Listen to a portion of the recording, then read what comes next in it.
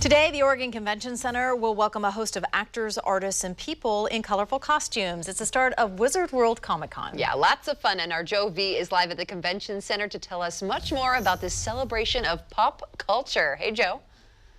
Hey, good morning, guys. And you know, the great thing about Wizard World Comic Con, you could be walking through the hallway here, pass by a superhero, and not even realize it. As a matter of fact, I got two of them right here. So these are two gentlemen that back in 1992 first appeared on X-Men the Animated Series. It was right here on Fox, ran for 5 years. It's a show that still has a massive following. I told our producer, Drew, that we're going to interview you guys, and he was very excited about it because he grew up watching your show. So first I'm going to introduce George Buza, and George, you show us who you played on X-Men.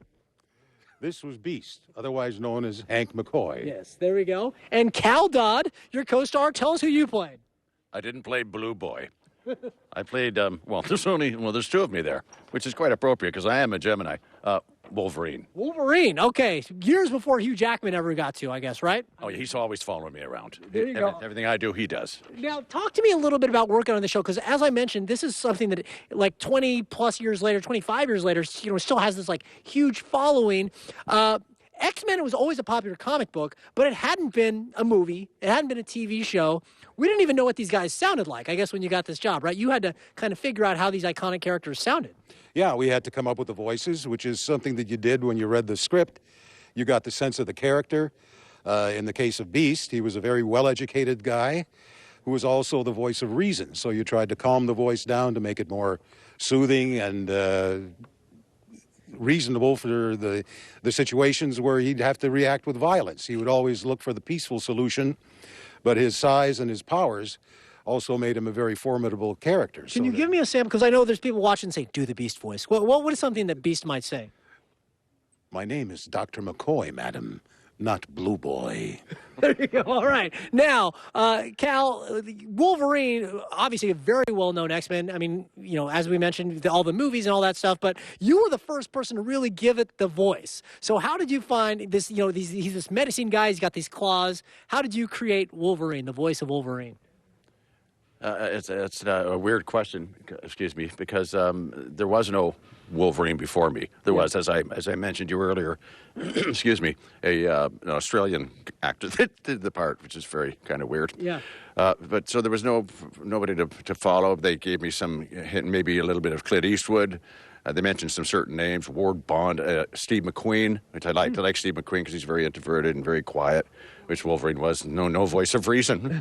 Right. Like this guy, he was the total opposite. Yeah. And there was he would never take the peaceful way. It was always no, we're going to do it my way.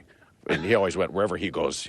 He goes wherever he wants to go. That's one of his lines, But so the voice just, I don't know, it just came to me. And they showed me a picture of him at the audition, and I said, great, because I'd never heard of him. Yeah. And unlike George, I never knew what X-Men were. Yeah. And so just looked at it, and they gave me the line to read, and it was like, I know what you're thinking, punk. No, sorry. I know you like picking on people smaller than you. Well, pick on me. I'm smaller than you. And that was the end of it. They just said, perfect. Goosebumps. I got goosebumps right there when he said that. Now, George, people grew up watching this. What's it like now to come out to these cons and meet these people? They're grown-ups and they're watching these shows with their kids. I mean, obviously, this is a show that still resonates all these years later. Well, it's very exciting because at the time that we did the series, we really didn't know how well it was doing or how popular it was, nor the effect that we had on the people who were watching it. Yeah. And to get them to come up to us now and tell us how much it actually meant to them, how we helped them get through their difficult times. Last time I was coming down here at the airport, the border guard actually sang the theme song. Oh, yeah. It's awesome. Well, you can see these guys. Maybe you can sing the theme song to them at Wizard World Comic Con. Doors open at 4 o'clock today. Of course, it runs throughout the weekend. There's all sorts of fun stuff. We'll have more info at kptv.com. Gentlemen, thank you so much. Now, before we get out of here, I was thinking it might be fun to maybe I know when we toss it back to our anchors, who today we have Kim and Bonnie in studio. So do you think Beast and Wolverine could send it back to Kim and Bonnie there in the studio? I'll start with Dr. Hank here. We'd like to send it back to you, Kim and Bonnie. Back to you, Kim. You too, Bonnie. I love it.